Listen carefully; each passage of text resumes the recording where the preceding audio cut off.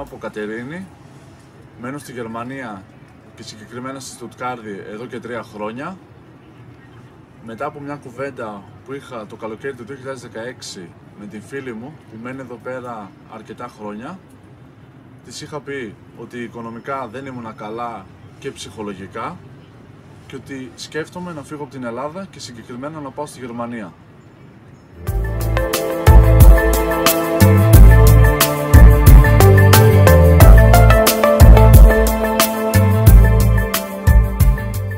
Η απόφαση πάρθηκε. Ο πρώτος χρόνος εδώ στη Γερμανία σίγουρα ήταν πολύ δύσκολος.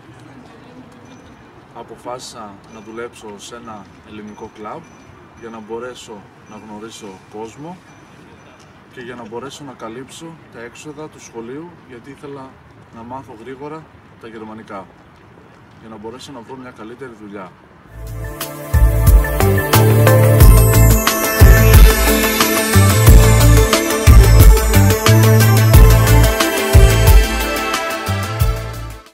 Κατάφερα να τελειώσω το σχολείο και το επίπεδο των γερμανικών μου με βοήθησε να βρω μια δουλειά σε μια εταιρεία σούπερ μάρκετ ως απλός πολιτής, και επειδή κατάλαβα ότι αυτό που κάνω μου αρέσει πάρα πολύ, αποφάσισα να κάτσω να σπουδάσω πάνω στο αντικείμενο αυτής της δουλειάς.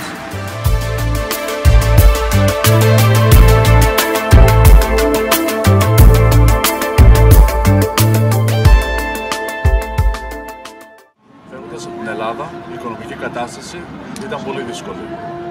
Μετά από 3 χρόνια μαθαίνω από φίλους και συγγενείς ότι τα πράγματα είναι στο ίδιο επίπεδο. Γι' αυτό το λόγο παραμένω στη Γερμανία με τα θετικά και με τα αρνητικά για να μπορώ να πετύχω τους στόχους μου, μιας και το σύστημα μπορεί να με βοηθήσει.